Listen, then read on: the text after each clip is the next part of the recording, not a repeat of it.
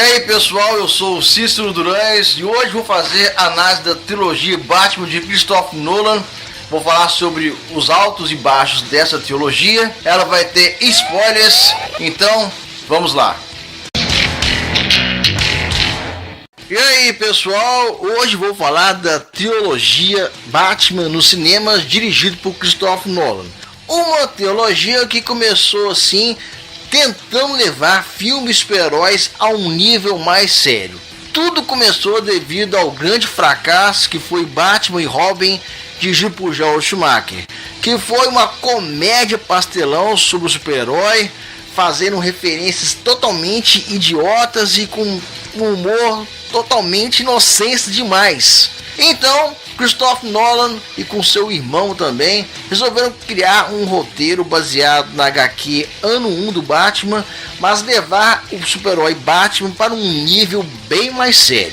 Então surge no ano de 2005 Batman Begins, que conta uma história de origem do Batman, mas pautada pelo famoso estilo que o Nolan ia adotar, que seria considerado o realismo, que foi copiado por outros filmes depois, que é tentar levar o filme super-heróis para um tom assim um pouco mais sério, tirando o tom cartunesco dele. Então nesse filme Batman Begins de 2005, o elenco tem o Christian Bale fazendo Bruce Wayne, Batman, Cillian Murphy fazendo o Espantalho, a Cat Holmes, que era a esposa do Tom Cruise, fazendo a Rachel Dawes, que é o affair do Bruce Wayne, digamos assim. A gente tem o Michael Caine fazendo o mordomo Alfred, tem o Liam Neeson fazendo aqui o Ra's-al-Ghul, também tem o Gary Oldman fazendo o comissário Gordon, que ainda aqui nesse filme ele ainda não é um comissário. Tem o Morgan Freeman, que faz um engenheiro, ele é o cara que constrói as armas pro Batman, o Lucius Fox. O Rutger Hauer, uma participação bem rápida. O Tom Wilkinson fazendo o mafioso Falcone, também que aparece muito nas revistinhas também. É um elenco assim até bom, digamos assim. Nesse filme, o jovem Bruce Wayne, depois que ele cresce, ele resolve partir viajando por 7 anos pelo mundo afora. Ele adquirir conhecimento porque ele quer encontrar um sentido para a vida dele, porque ele sabe que para poder enfrentar os vilões de Gotham não é só simplesmente ir lá e matar os bandidinhos menores. Ele tem que pegar os peixes grandes. Para ele poder pegar os peixes grandes, ele vai precisar fazer alguma coisa maior para isso. Então ele resolve viajar para o mundo e lá ele vai receber o treinamento na Liga das Sombras e se tornar então a figura Batman, o protetor de Gotham. Então Batman Begins, ele acaba com o Jim Gordon entregando ao Batman uma carta com o Coringa, já deixando assim uma especulação do próximo filme. Mas o Christopher Nolan, ele não tinha planejado o Batman Begins para ser uma trilogia, mas depois do grande sucesso que foi o primeiro filme, resolveram fazer então Batman, o Cavaleiro das Trevas. O legal do primeiro filme, como ele conta uma história de origem, ele é pautado mais pela realidade, colocando o tom cartunesco em segundo plano. Em resumo, Batman Begins é isso, conta uma história de origem, como o Batman ele começa a lidar com o fato dele ser o vigilante de Gotham, a motivação para ele não matar os vilões, que é muito bem explicado, que eu achei até bem interessante, porque ele tem isso.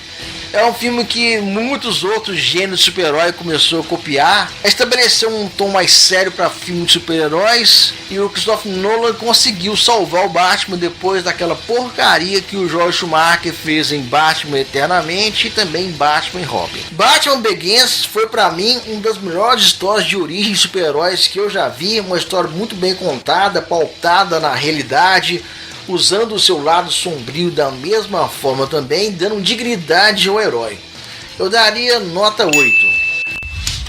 Eis que então em 2008, 3 anos depois, vem Batman, o Cavaleiro das Trevas. A princípio não era para ser uma trilogia, que foi novamente dirigido por Christopher Nolan, só que dessa vez você percebe que em Batman, o Cavaleiro das Trevas, o tom dele é mais como se fosse filme policial, que o Christopher Nolan ele consegue fazer o filme ser melhor ainda que o primeiro filme. Ele fez uma sequência memorável. Nesse filme a gente tem o Christian Bale voltando fazendo o papel dele, tem o Heath Ledger fazendo Coringa. Na época ele foi totalmente desacreditado a fazer esse personagem devido a outros filmes que ele tinha feito anteriormente. Eles pensaram que ele não tinha perfil, mas o cara calou a boca de todo mundo e faz um dos melhores Coringas que existe na história do cinema. Gary Oldman, dessa vez nesse filme, ele é promovido a comissário, que antes no primeiro filme ele ainda não era. Michael Caine, ele também volta nesse filme auxiliando o Bruce Wayne na sua empreitada como vigilante de Gotham. O Morgan Freeman novamente fazendo o Lucius Fox, só que agora ele tem uma liberdade maior em relação à ajuda que ele fornece para o Bruce Wayne em seus apetrechos tecnológicos. O Cillian Murphy também volta a fazer o Espantalho, mas uma participação bem rápida no filme. E a estreia agora é com Aaron Eckhart, que faz Duas Caras. Ele coloca uma motivação bem interessante. Ele é o Cavaleiro Branco de Gotham, porque ele age da lei para poder acabar com os bandidos e vilões que existem na cidade. A Kate Holmes, com a sua frescura, ela não quis reprisar o papel dela nesse filme, então chamaram a irmã do Jake Gyllenhaal, que é a Megan Gyllenhaal. Ela faz aqui a Rachel, e eu achei que ficou bem melhor do que a feita pela Kate Holmes no primeiro filme. Ela vai ser fundamental para esse filme, para uma virada nesse Batman, o Cavaleiro das Trevas. É um filme que brinca muito com o psicológico das pessoas que assistirem, porque o Coringa do Heath Ledger, ele apronta e desapronta aqui com todos os personagens, brinca com o psicológico de todo mundo. Inclusive esse Coringa aqui foi baseado no próprio Coringa da HQ do Alan Moore, o Batman, a Piada Mortal. E aqui é um show de interpretação do Heath Ledger, que tá arrebentando nesse filme. A interpretação do Heath Ledger fazendo o Coringa engoliu o Batman nesse filme. Você queria ver mais o Coringa do que o próprio Batman, deu até Oscar pra ele. O faturamento dele foi bem melhor também. E nesse filme também a gente não pode esquecer que o Heath Ledger, ele acabou morrendo depois das filmagens. Ele conseguiu completar o filme todo. O segundo filme é mais a confirmação do sucesso que foi o primeiro. E o Heath Ledger, ele rouba a cena em todos os sentidos. Batman, o Cavaleiro das Trevas é um filme que marcou muito, memorável pela ótima interpretação do Heath Ledger fazendo o Coringa. Um filme assim que deixou eu sentado na cadeira de um jeito que não podia sair de jeito nenhum. A tensão dele é muito grande, nota 10. Depois de ter sido acusado pela morte do Harvey Dent, o Duas Caras, como é que vai ficar o Batman agora, deixando aquela agonia do que vai acontecer agora com o Batman? Eis que então, em 2012, surge Batman, o Cavaleiro das Trevas, ressurge. Depois de 8 anos afastado, combatendo os crimes de Gotham, Batman, ele não existe mais em Gotham, porque devido à acusação que ele recebeu de ter matado o Harvey Dent, o Duas Caras, ele não saiu de cena. E nesse filme entra então um personagem que vai abalar essa estrutura novamente, que é o Bane, um novo vilão.